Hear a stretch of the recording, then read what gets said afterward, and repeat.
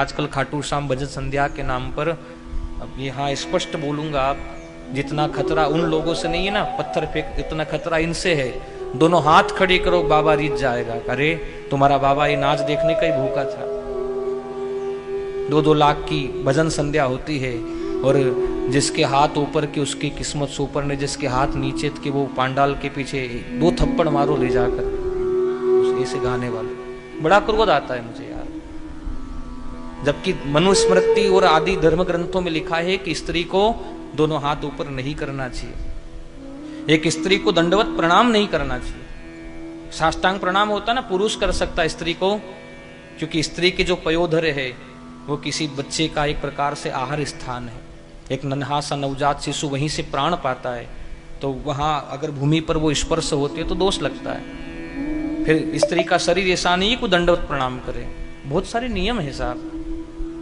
एक स्त्री किसी अन्य पुरुष के, भले वो गुरु भी है, तो पांव ना छुए, दूर से ही बस प्रणाम झुक कर जय हो, ऐसा कर ले। यहां दोनों हाथ खड़े हैं, नी नाचे वो पापी के, ऐसा बोला जाता है।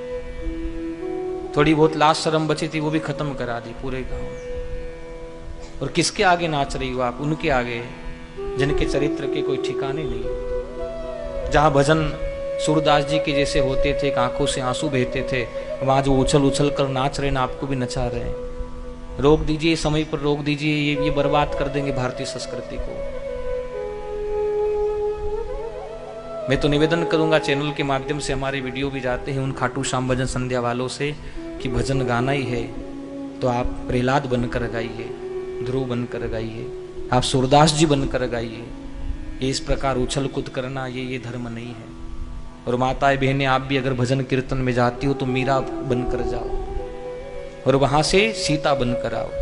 क्या बनकर आओ? इतनी पवित्रता लेकर आओ, सीता जैसी लगे आपका चरित्र।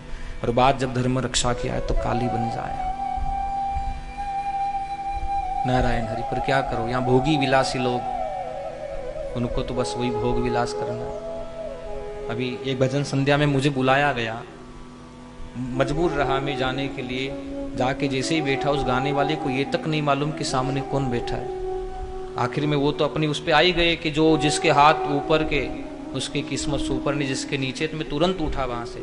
यजमान ने कहा, गुरुजी ने अब नहीं सहा जाएगा, या तो ये भाग जाएगा या ये भजन संध्या बंद हो जाएगी, इसलिए मुझे जाने दो यहाँ से, मैं नहीं सह पाऊंगा इनके पाखंड। इतनी अकल तक नहीं होती कि सामने कौन बैठे हैं। जिनको धर्मशास्त्र की ABCD याद नहीं, उनसे क्या साथ। नारायण। पानी पीने के लिए मटका भी लाते हो, 4 बार चेक करते हो आप कि ये पानी ठंड, जिससे भजन कर। भजन एक बात कहूं आपसे, भक्तों से ही सुनना अगर भजन सुनना है।